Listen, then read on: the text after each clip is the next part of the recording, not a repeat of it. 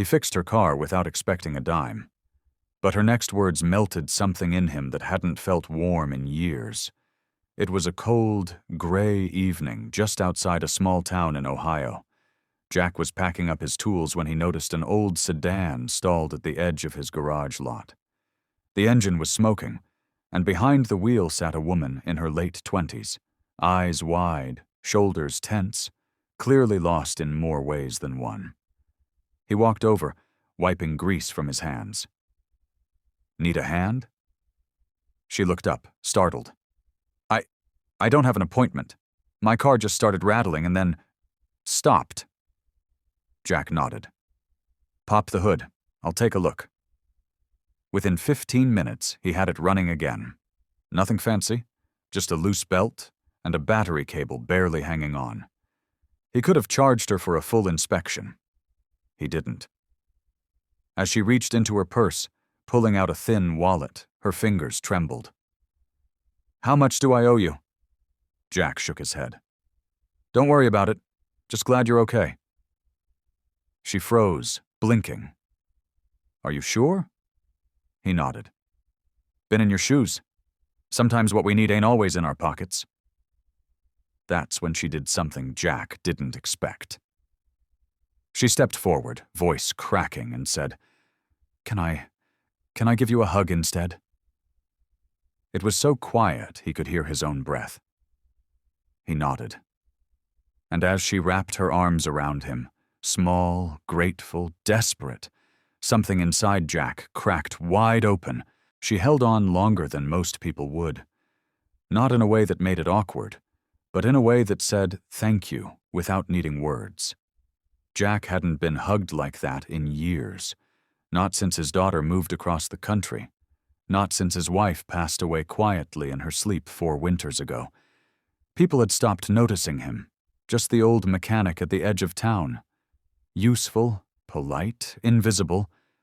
But this girl, this stranger, saw him. She pulled back, wiping her eyes with her sleeve. "I'm sorry, it's just been a rough week." Jack gave a gentle smile. "You don't have to explain. Happens to the best of us." She laughed softly, like the sound surprised even her. "I was on my way to an interview. Didn't even think I'd make it. Car broke down and I thought, of course, just my luck. But then, you." Jack scratched the back of his neck, unsure what to say. "Well, I hope you get the job." She looked at him, something steady behind her eyes now. "I already feel like I've won something." He watched her drive off, waving out the window. And as her car disappeared down the road, Jack stood there for a moment, staring after her. The sky was still gray, but for the first time in a long while, it didn't feel so cold. The next morning, Jack opened his shop early, as usual. Same coffee, same creaky stool, same smell of oil and dust. But something felt different. Lighter. Around 10, a silver sedan pulled up to the lot, cleaner than yesterday, with a new shine on the hood. It was her. She stepped out, holding a small box wrapped in brown paper. "Hey," she said, smiling.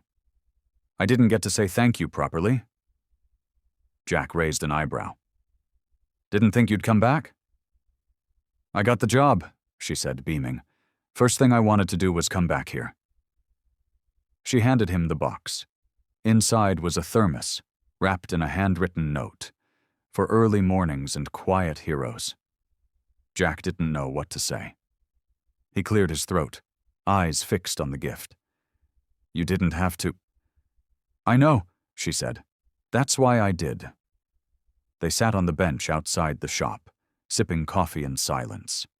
Cars passed, a dog barked in the distance, but neither moved. Finally, Jack said, "What's your name?" "Emily," she replied. "And yours?" "Jack." She looked up at him. "Well, Jack, you reminded me that good people still exist." He gave a quiet smile. "You reminded me I'm still one of them." In the weeks that followed, Emily stopped by every now and then, not for car trouble, but just to talk. Sometimes she brought fresh muffins, sometimes just a story from her new job.